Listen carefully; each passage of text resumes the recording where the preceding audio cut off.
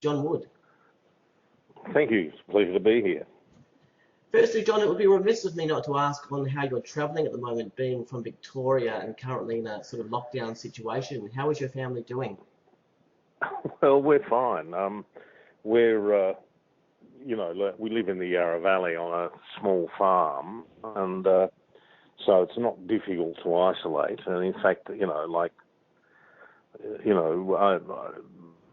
I've seen anybody from the business since prior to Easter, when we were cancelled in Sydney with the David Williamson's last play, Crunch Time. But cancelled due to COVID, and we didn't finish the season at the Ensemble, and we didn't get to go to Noosa, where David lives. And, also the Wizard of Oz was cancelled, which we were supposed to be bringing to Perth. It was an arena production, and but it had 800 kids in it, and we were playing to audiences of about 6,000 to 8,000. So Wow. that went the way of everything else in this torrid and unusual time. And I guess you have to cope with in terms of loss of work, because this pandemic it's put everyone out of work, but particularly tourist and arts industries. So they've basically been brought to their knees, haven't they? Well, the arts industry, certainly the theatre industry, is non-existent at the moment, and no theatre can afford to open up and play to, like socially distanced audiences. Like theatres rely on houses being full, and they rely on subscribers, and so the subscribers aren't subscribing, and people aren't walking up to the box office because they're not hearing anything about it, because there's nothing to hear about. So Yeah. it's a pretty torrid time for people in my industry. It's horrendous. Yeah. I wanted to ask an interesting question. If you think you are to the arts industry what Daryl Braithwaite is to the music industry. He's quite talented, has a range of work, been hugely busy, but people just want him to sing the horses. You've had a massive career with a massive portion being in the theatre, yet I suppose most people want to ask you about Tom Croydon or Maggie Doyle or Blue Heelers. Is that frustrating for you? Or?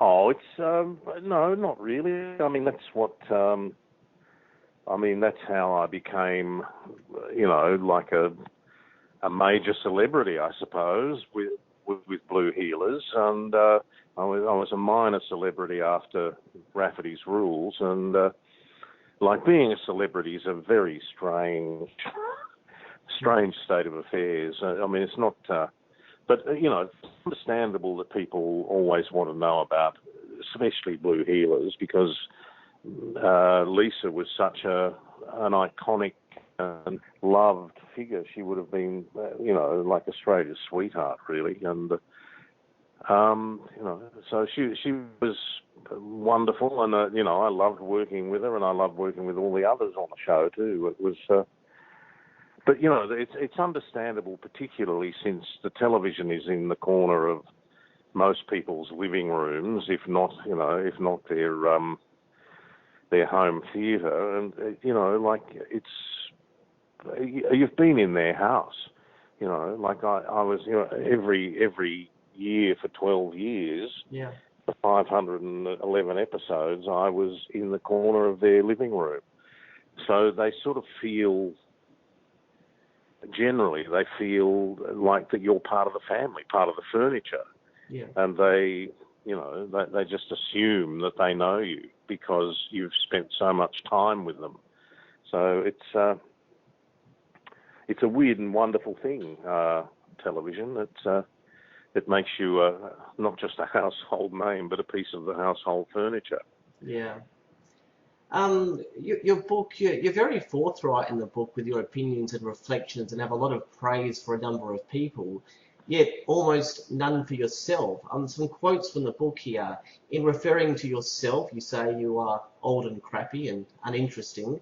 On acting, you say, I don't have the faintest idea about the subject. You call yourself a boring old fart. On a particular show, you stated, I'm not sure I did the show any justice, and I'm sure there's a few old ham references in the book. And you say your directing is bad, your writing is bad, your acting is bad. I guess the question is, you've made a career out of your passion and adored by the public. So why are you so hard on yourself? Oh, look, I don't know. I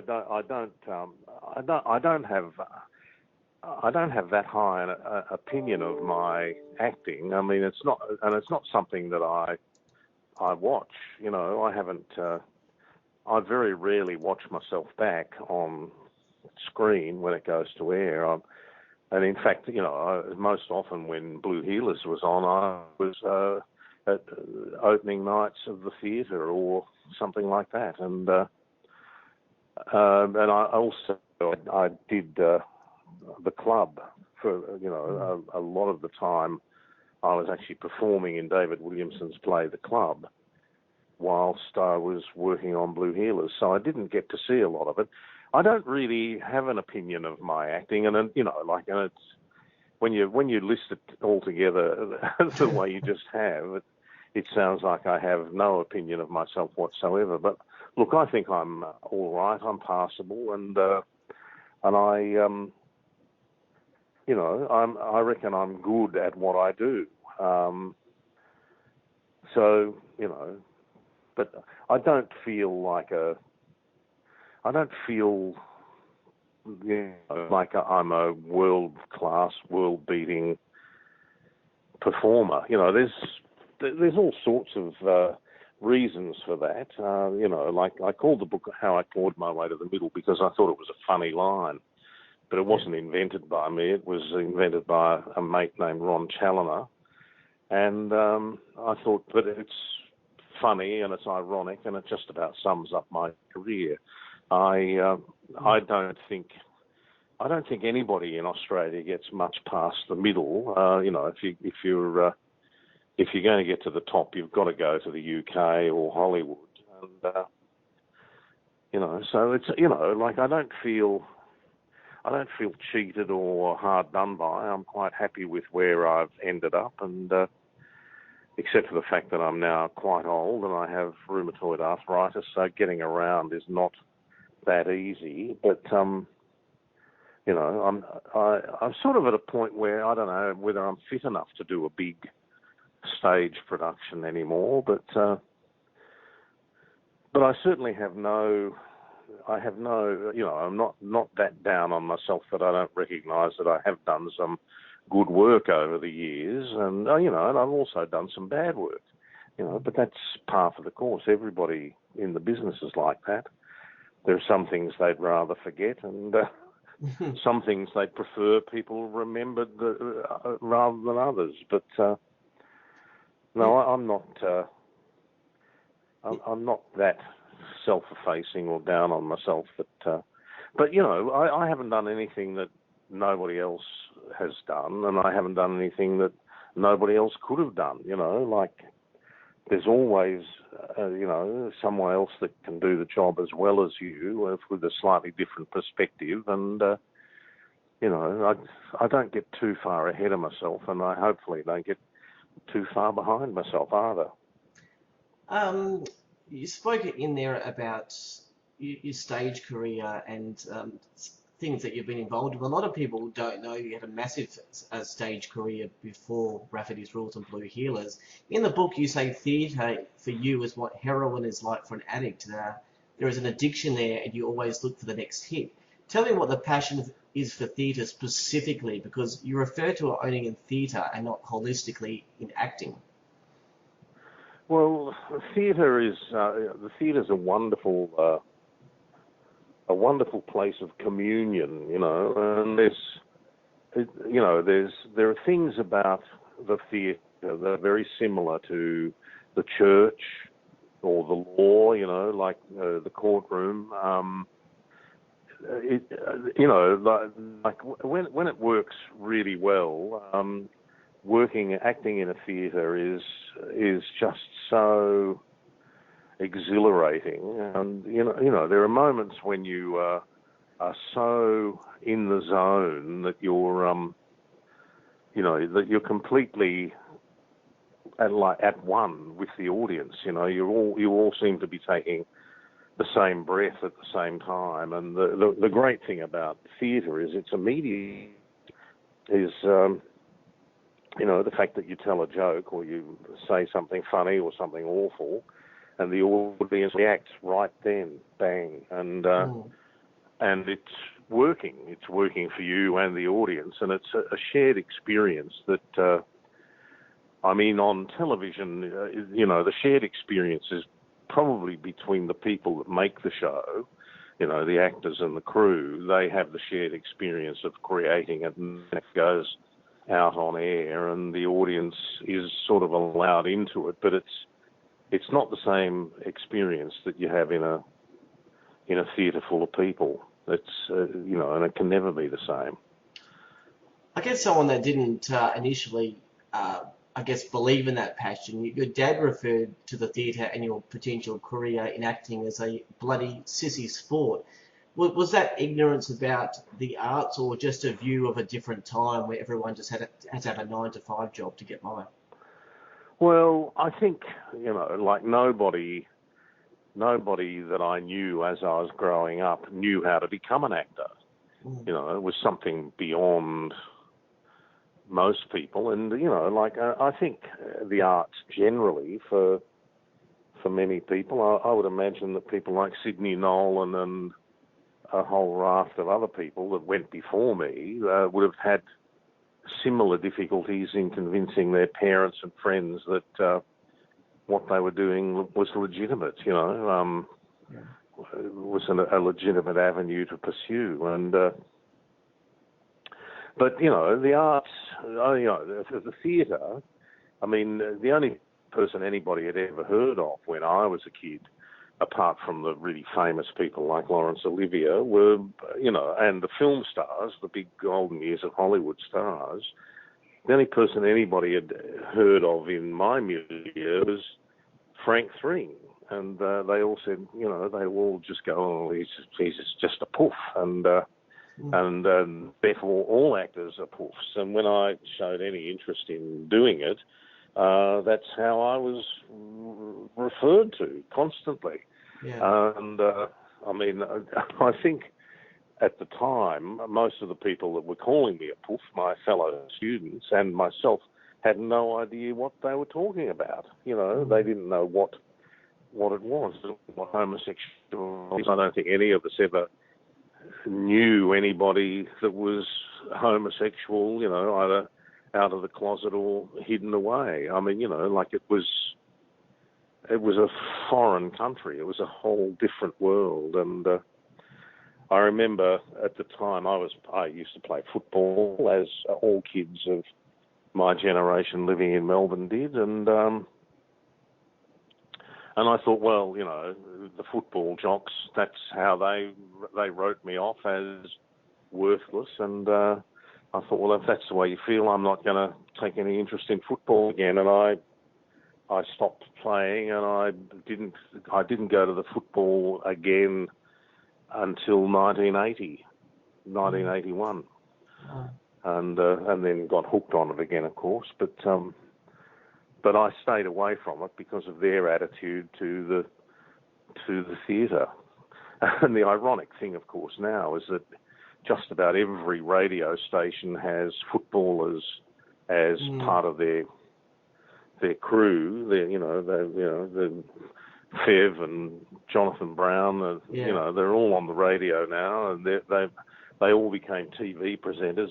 Jason Dunstall, Dermot, and I barrack for Hawthorn. So, there are all these people who were in the footy team I followed all ended up on TV, and basically doing better at it than people like me did. Well, in the same vein, sort of question, you worked with your dad in the abattoir, making a living to finance your dream career, I guess. With your description of the book, it seems a whole different world compared to today, where we've got political correctness and one comment on Twitter can cost you a job.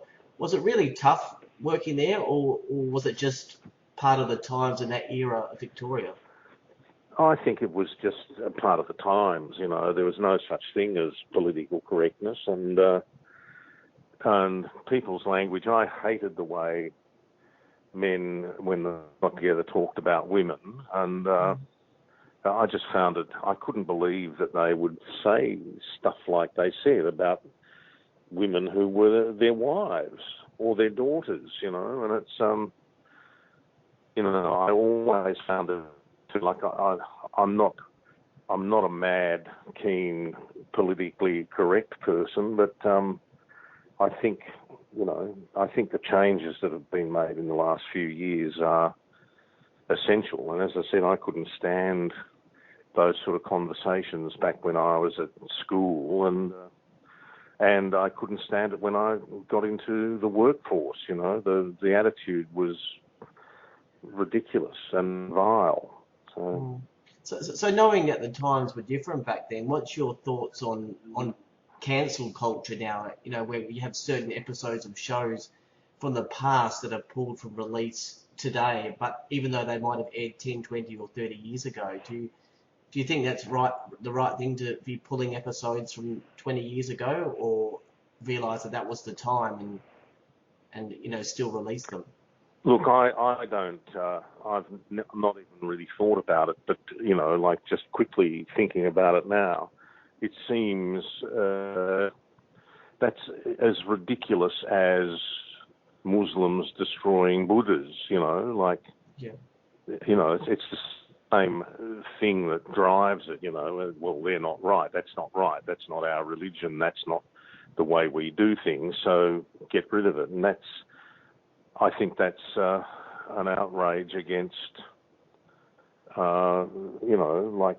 the history of Western civilization, or the history of civilization generally. And and just because you excise it from a movie doesn't make it go away. And people are down on Gone with the Wind at the moment, but the other, the thing. Hattie McDaniels, who is the main person people are seemingly protecting. She won an Academy Award for her performance in that film. Yeah. And I think that would be as belittling to her as what she supposedly did in the movie, the subjugation of her African American background to become a mammy, and that's what the world was like. That's what it was like, and I think we have to accept that and move on. Accept it, take it as it's like. Howard and the Black Armband view of history, we have to acknowledge it, and thank Christ we did, that Rudd made the apology that Howard should have made years before, and it's, and not just Howard, like there were many prime ministers that had the opportunity and didn't do it, and that's right.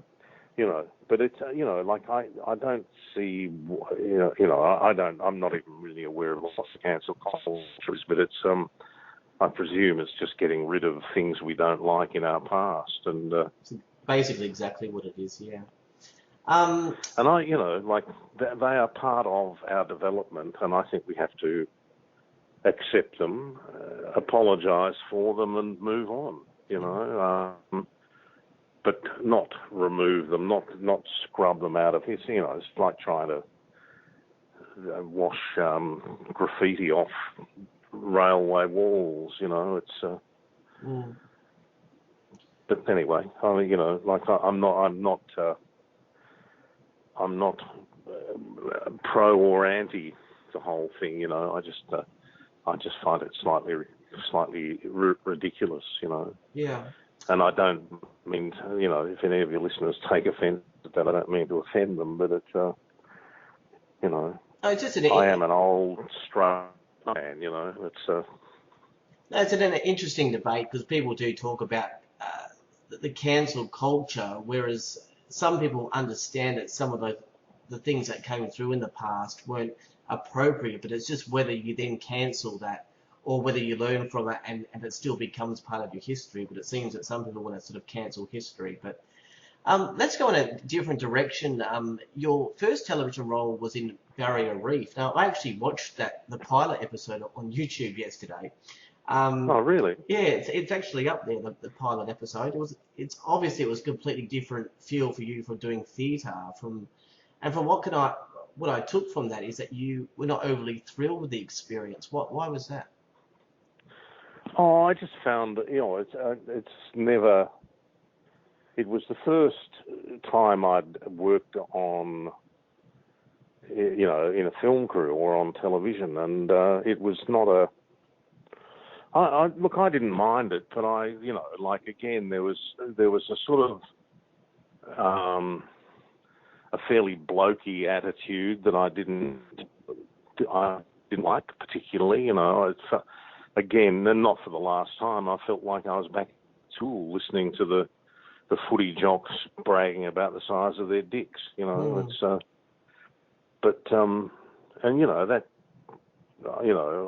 still find that irritating and annoying, and I don't like it much. But by and large, I was out of my element. It was the whole thing was surreal.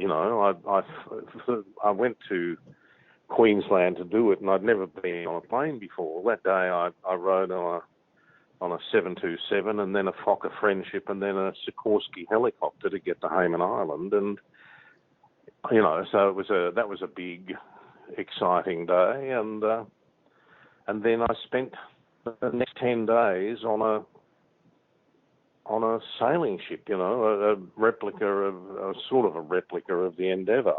Yeah. In the Whitsunday Passage, like on these beautiful, pristine waters and blue skies and blazing sun, and and eating film crew meals, and the meals for that particular job were, somebody would catch coral trout just before lunch, and then it would be prepared for lunch, and it was. I'd never had fish that fresh or anything, and I just sort of thought, God, this is idyllic. If this is what the film industry's like, I've got it made. But of course, it was never the same again. But it's, there were also people within the show that, as I said, were quite blokey. But there was also they seemed. The competence, the ability to do the job wasn't there, and I found that frustrating, Well, you also, and not for the last time.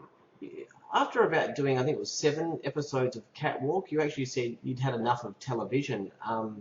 But later in the book, you talk about how much you loved your experiences on Rafferty's Rules and Blue Heelers. So why the love-hate relationship for television? I noticed you loved it and hated it at the same time throughout your career. I didn't like Catwalk because I just didn't like the way it was done. I thought it was a terrific idea to have something set in a women's magazine, but the lack of time was a bit. I was supposedly a photographer. I still don't know the first thing about cameras. And so my idea of what a cameraman did or what a fashion photographer did was all gained from Blow Up. Yeah. As the Antonioni film with David Hemmings, and that was all I knew about photography, and I just found it. Again, there were egos that got in the way, I thought, of the work, and but by the same token, there were some really terrific people. It was great to work with somebody of the caliber of June Salter, and then basically I got on with everybody else, but I just didn't like the way it. I found the direction very pedestrian. Yeah. And I remember, there was an episode, Oh no, that was on Rafferty's Rules. Sorry, I was thinking of something different. Yeah. You obviously, But it was yeah, sorry. no, I was just going to say, you obviously work with a zillion people in the theatre and television industry, and I'm sure actors hate the question, what's it like working with so-and-so? So I don't want to ask, I want to ask you about four people, but possibly not the ones people ask you most about, like Lisa McCune or Russell Crowe. So here's my four that I feel reading for the book had an influence on you one way or the other. So first up, I wanted to ask you about Shane Porteous, who most Australians know as Dr. Terence Elliott in A Country Practice. Yeah, I worked with Shane.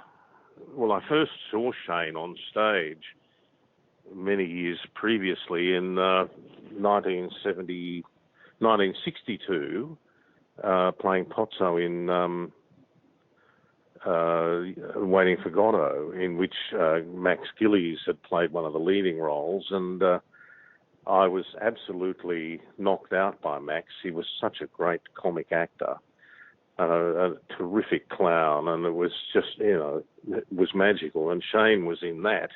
Not that I really knew him at the time. And then when I graduated from NIDA, my first year in the business, I spent that year working with Shane and Jane Harders, who'd been at university with him in Queensland, and Shane became just a great mate. He was fantastic and very supportive, and he and his wife had their first child already by the time we were expecting our first child, and they were, tremendously supportive of Leslie and her pregnancy. And one of the fondest memories is the night of the 1972 election. I was at Shane and Jenny's place in Paddington, and the news came through that Whitlam had been elected, and there were jazz bands playing in the street. There were people playing, there were whole jazz bands marching around the streets of Paddington. The joy was just exuberant and exhilarating after 23 years of Conservative government. It was extraordinary, and I shared that with Shane and Jenny, and I used to see them occasionally. They lived up in the Blue Mountains, up near, quite close to that big hotel, the big, I can't remember the name of it now, but they lived up there, and I used to get up and see them once in a blue moon. It was a long way out of town, and especially when I was based in Melbourne most of the time, and they were up there. But Jenny died about 18 months ago of emphysema, and Shane, I think Shane's still fine, but I haven't seen him for 20 years probably or more. You mentioned in there, so it's just come to my mind, something from the book with the Golf Whitlam thing. You seem to have a knack for something happening on certain dates. Wasn't the Harold Holt disappearance lined up with something that you did? Sorry, I have forgotten what that was. Yes, it was. It was the day I had my going away party to go to NIDA. I was at John Ellis's place. John and Lois had a place in Canterbury, and I remember vividly. I took a copy of the record of the day, which was the Rolling Stones doing their Satanic Majesties, and we, while we were there in the course of the going away party, Harold Holt drowned. Which put a bit of a dampener on things. But, yeah, so... Next one I wanted to ask you is about Julie Nile, who you work with in theatre and, of course, was your co-star in Blue Heelers. And for those of you playing at home, Julie was the owner of the pub, Chris Riley. So tell us about Julie. Julie's fabulous, she's... like we didn't know each other terribly well, but we did get to know each other very well. Last year, about a year ago, we did a two-hander play called Bakersfield Mist. Mm. And we toured. We actually toured to Perth, and we toured everywhere. We toured right around the country. It was a production of Tasmanian Theatre Company, and it was fantastic. It was a very funny play based on a true story about a woman who lived in a caravan park in Los Angeles or San Diego,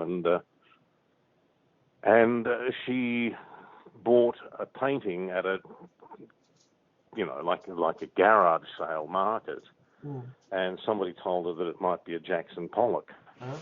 And she gets this guy to come out from New York who's an art expert to verify it, and he can't, in all honesty, verify it as a Pollock, and they fall out, and she misses out on her chance for making a fortune. But we had a wonderful time working on that play. It was a terrific play, and Julie's wonderful. She's a terrific woman, and she too has two children, and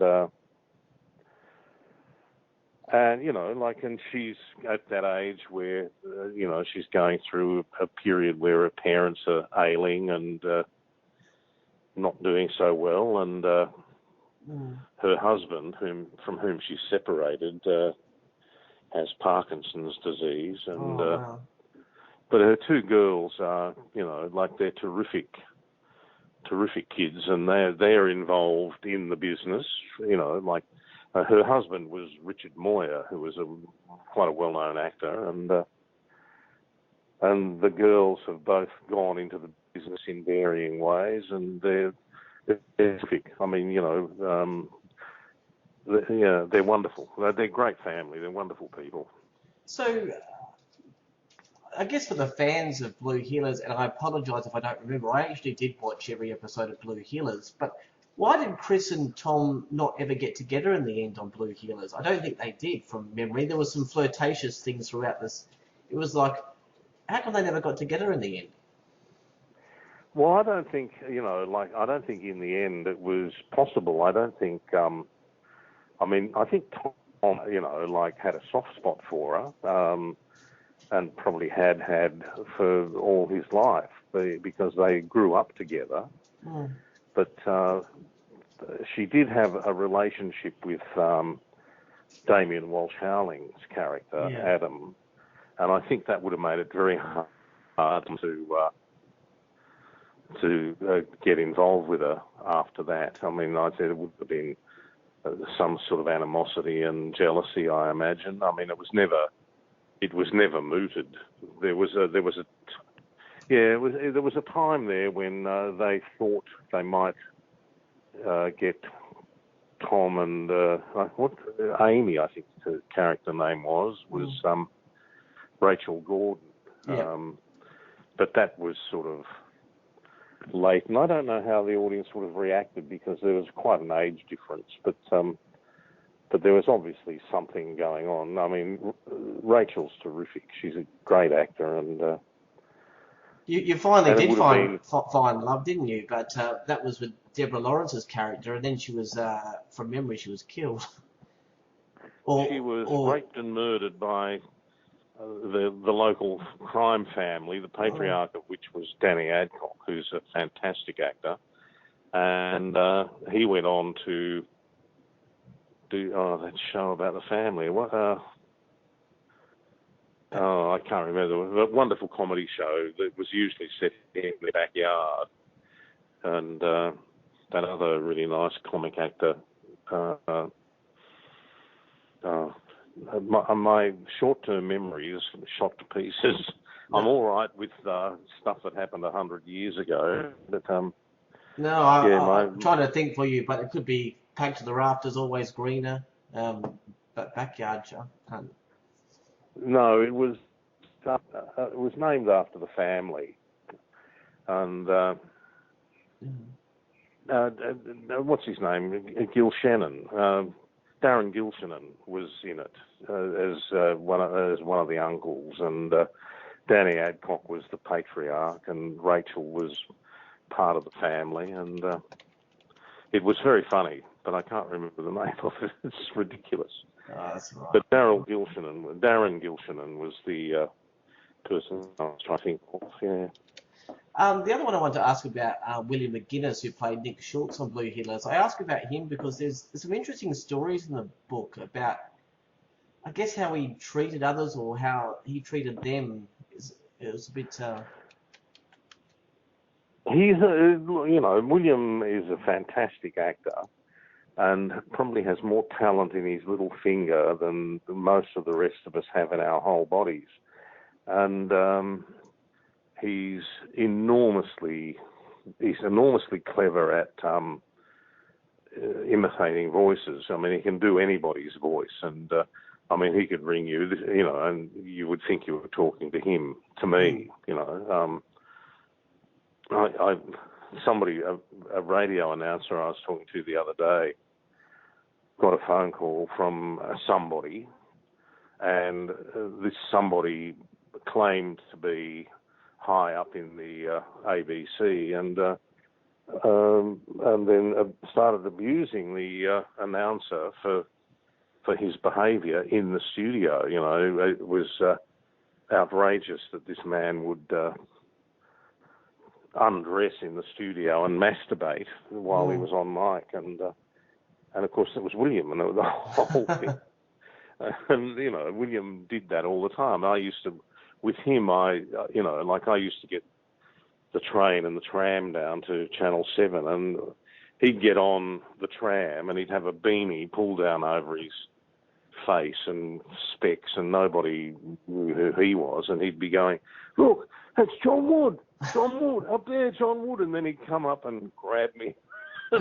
Everybody was, he would just do it all the time. It was absolutely incorrigible, but he was, as I said, he was so talented, amazingly so. One of the things I found funny just reading is that he actually guested on Rafferty's Rules, and you don't even remember. Is that right? No, I don't. No, I don't remember. And apparently Russell Crowe did too, and I don't remember Russell being on the show either. But in my defence, doing Rafferty's Rules was incredibly hard work. I never had a script out of my hand for 4 years. Everywhere I went, I had a script in my hand, eating breakfast on the toilet, out to dinner. I just had reams of pages of legal dialogue and that I had to learn, and so it was hard to remember anything apart from getting up and going to work. Yeah. But just so I don't get before we move on to the last person I want to ask about, so I don't get heaps of emails. Someone's going to be shouting at this podcast about the show that we're not thinking about. Is it the Moody's that you were with Darren in it? With who? With the other conversation we're having about Darren Gilshan. No, I've never worked with Darren. We were talking before. You couldn't think of the show that he was in. Oh yeah. Was it the Moody's? No, it was a TV series. Yeah, that was a TV. I think it was on the ABC. Police Rescue. Yeah. No. I just the name of the family's name. Oh yeah, well, the Moody's was a family name. I was just looking up his shows there, and I saw Police Rescue, A Country Practice. Oh, it was the Moody's. Yeah, the Moody's. Sorry, I thought you said, the Moody's. Yeah, I thought you said movies. Oh yeah, the Moody's. As in films. No. It was a TV series called The Moody's. Yes. Yeah. And he was very funny in it. And Danny Adcock was terrific. And as I say, he's a terrific actor, Danny, and has been for years. I've sort of followed him on and off and worked with him on and off for years, and think he's terrific. I just wanted to throw that in. I know I was going to get emails from people yelling out, "It's the Moody's." But the last one I wanted to ask you about was Cornelia Francis. For those of you playing at home again, that's Morag from Home and Away and host of The Weakest Link, and very sadly missed. And I'm just wondering, I guess, your thoughts on Cornelia, because you worked with her. Well, I was, like we spent most of the time that I knew Cornelia. We worked together, of course, on Catwalk, and she was tall and leggy, and she played the model, and I spent all my time pretending to photograph her. But like she went on to bigger and better things. Yeah. There was a show she had where, oh God, and she had a catchphrase that I can't The weakest remember link, it, but when she hosted the game show. yes, You are the weakest link. And she Goodbye. would tell them you're out of here, whatever it was. But Yeah. yeah. Yeah,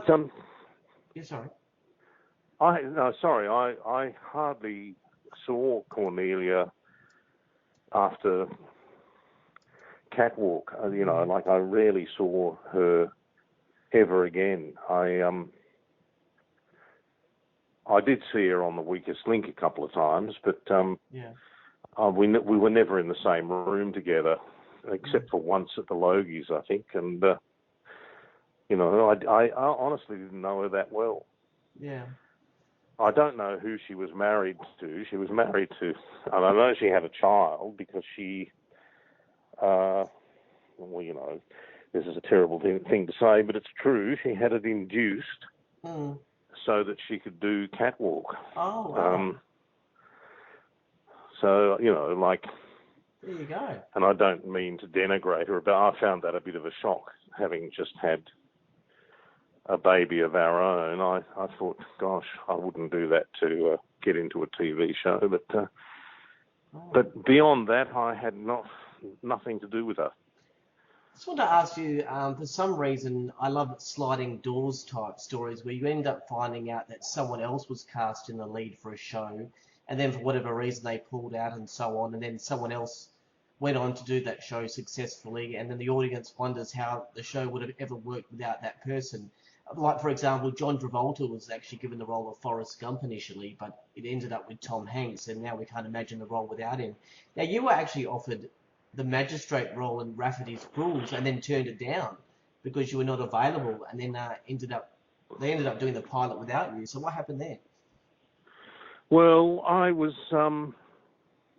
reapproached after I was doing The Last Bastion. I just signed on to do The Last Bastion, playing Menzies in a show about the fall of Singapore. And, once you accept a job, then, you're contracted to do it. So you do it to the best of your ability. You can't just suddenly say, look, I've been offered a better job, find someone else. And I was offered Rafferty, and I couldn't do it. I couldn't do it because I was already contracted to do this thing called The Last Bastion, which was written by David Williamson and his wife, and someone named Dennis. Oh God, it's gone again. But it was Menzies was a great role. I mean, it wasn't the leading role in the series, but it was a terrific role in amongst a whole heap of other people, Timothy West and Warren Mitchell and Michael Blakemore, Robert Vaughan, so it's hard to imagine Rafferty's Rules without you, because it was very possible that if it had have gone at the time, the initial time, we would have had Rafferty's Rules with, was it Chris Hayward? Chris Hayward, yeah. If it's hard to think about. Well, it is, and it's like Mark Little played the Fulvio character. I don't know if he was still called Fulvio, but Mark went on to become a very famous radio announcer in London, I think.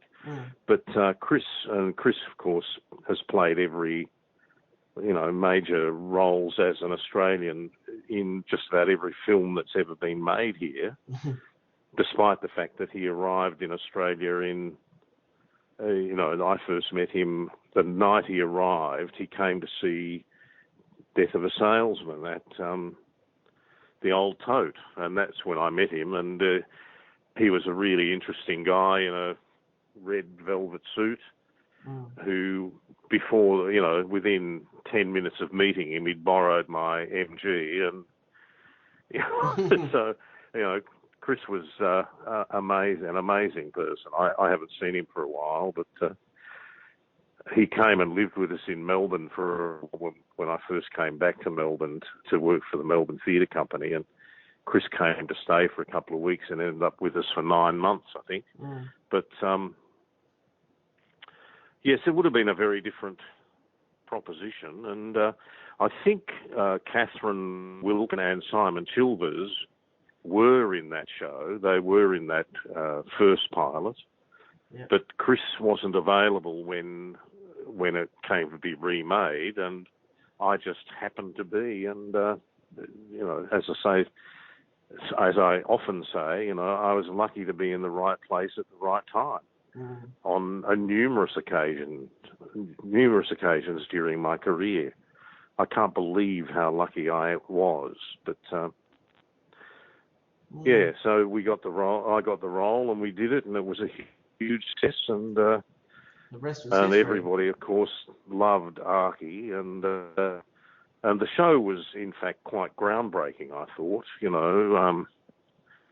It was beautifully written, and the characters, the 4 main characters, myself, Fulvio, Sergeant Flicker, and Pauline Gray, were all played by people who were essentially theatre actors, and most actors are essentially theatre actors, but we were doing something, on stage for virtually the first time, on television virtually for the first time, and our performances were probably quite theatrical,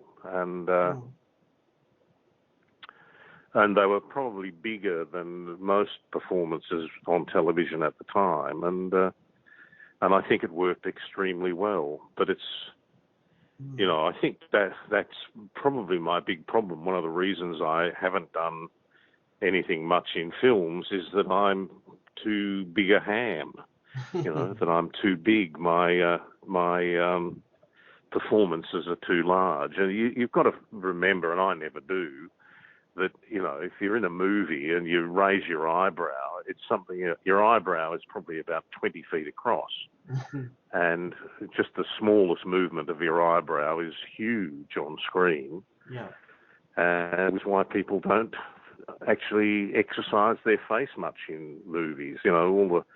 All the great American stars were almost immobile. Humphrey Bogart and William Holden and people like that barely moved their face at all. But anyway, interesting few tidbits there. In a different direction, as part of the book, in which you show a disdain, I guess, for David Leckie, who was the CEO of Seven Media Group. I mean, if you want to tell that story, that's fine. But more holistically, you don't say it outright in the book, but you seem to be a big fan of cast and crews on shows you've worked with, but never for the network executives. What is it that frustrates you about the executives? Oh, look, I don't particularly want to talk about it, but they're all fighting for their lives all the time, as an actor, you're only as good as your last job. Yeah. And so you try and do the best you can in the hope that somebody will see it and say, oh, that was great, and give you another job. Well, the same thing applies to TV executives. They're all on a ladder, and some of them get to the top, and some of them get to the middle, and some of them only get to the first rung, and something goes wrong and they get tipped out. And it happens all the time. And I found very often working in the industry, the person who knows the least about the program is the executive in charge of it, and I felt that, on many occasions, but I was very lucky on Blue Heelers to have people in control of that who were very good at their job, and I think I just said Blue Heelers. I meant to say Rafferty's Rules, but But the same goes for Blue Heelers. Blue Heelers was beautifully looked after by the series of producers that worked on it. Gus Howard, Bob Bruning, and Rick Pellizzeri, yeah. as well as the script department. You know, like it was, you know, and they really knew what they were doing. But above them, you know, there are other people who are very wary that their jobs might be in danger, so they put obstacles in the way. And then, you know, the ABC years ago, I remember there was huge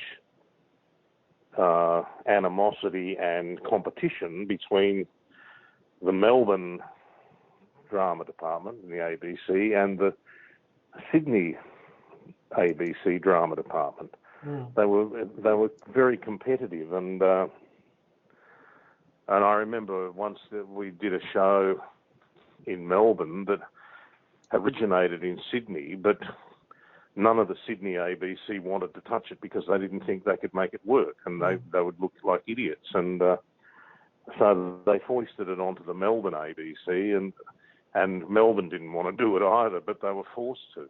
And anyway, it worked. It worked better than anybody thought it would. And yeah, you know, but sort of. Sorry. Yeah, I was going to say, sort of on the same subject. There's a different direction, though. I wanted to ask you about your experience on Dancing with the Stars. Now, you were actually on the very first Australian season, and I think you mentioned in your book, because we're talking about executives there, that they left before the show even finished with them saying this won't work. And you were also on the season that had Pauline Hanson and also the return of Daryl Summers to television, where some say he's difficult to work with, some say they don't. So that must have been a big experience. As I said, it was the very first Dancing with the Stars with the executives all on their toes, and Pauline Hanson was there. Yeah. Well, you know, I'm sure Pauline's in our series, but yeah. I mean, look, I had huge reservations about politics. And I met her, and she's perfectly pleasant, you know. She was a very pleasant woman, and reminded me very much of my mother, really. Of, you know, my mother and people of her generation. She was just very much an ordinary suburban housewife, and I had no problem with her. She was perfectly pleasant. Yeah. But yeah. The other reality show that you did was the Full Monty for Seven. How was that? Because that's surely something completely different. And I mean, although I must say you've had nudity in some of your plays, haven't you? Yeah. But you know, when you're doing a play, you're not yourself. You're a different character, and the nudity sort of, you know, you don't think about it too well. You know, it does affect you, but yeah, the Full Monty was. I was, you know, I was quite shocked, I guess, because I felt like I was back at school amongst, you know, the schoolboys, the footy jocks, you know. Yeah.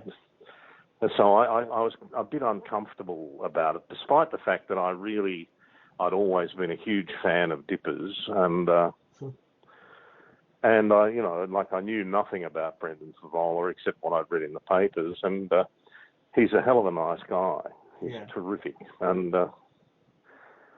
but you know, nevertheless, I felt slightly uncomfortable in their presence, and but you know, they were.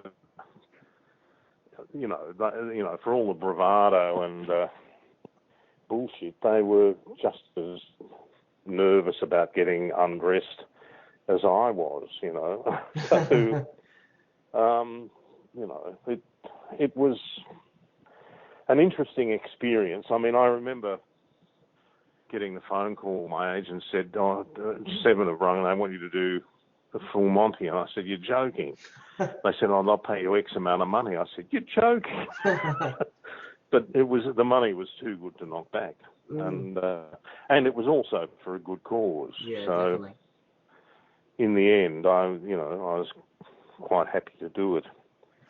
Well, let me ask you about I guess a big moment in your life, the Gold Logie. You were nominated 9 times before winning.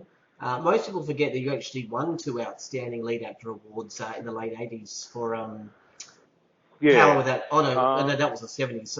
80s would have been Rafferty's Rules that you won for that. That's right. What Yeah, was I it? won 2 years in a row. I won Most Outstanding Actor Award in '88 and '89 for Rafferty, I just and wonder, that. was the public more invested in getting you over the line for the gold than you were in actually winning it, or did you really want to have that one under your belt?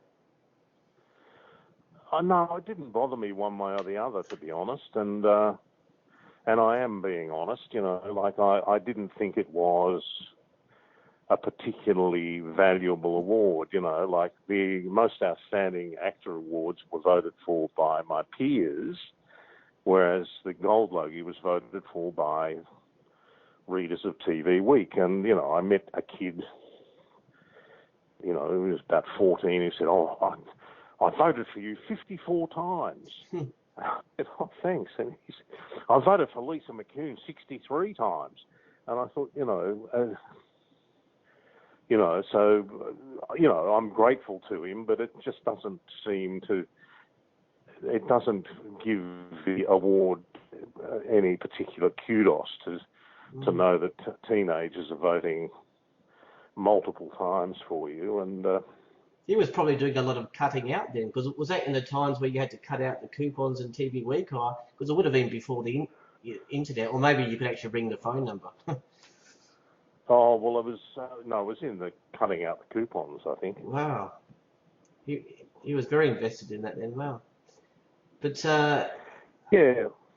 Anyway, we're getting to a close for the podcast. So just the last couple of questions. Every show in America is being rebooted.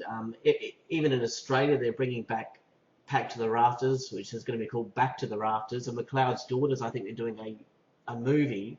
Has there ever been a whisper of doing Blue Heelers again, even for a limited run? no, I haven't heard anything. And I noticed in the Age television paper last week that that both Blue Heelers and Rafferty's Rules are among shows that people think should be, remounted, which, that would be great. But I wouldn't be in either of them, I don't think. I mean, I'd be in them if I was asked, but I was too old to be a police sergeant when Blue Heelers finished, and that's been finished for 15 years nearly now. So I'd be far too old to be a policeman. I'd have to be married to Chris Riley and be the publican or something. But and Rafferty's Rules, I think at my age, I'm probably too old to be a magistrate. But I don't know. But it would be nice. Certainly. Oh, look, it'd be it'd be wonderful to revisit those characters as older men. But yeah. Anyway, who knows? Of course, you've written the book How I Claw My Way to the Middle, but in it you say, I haven't found the writing of this book enjoyable towards the end.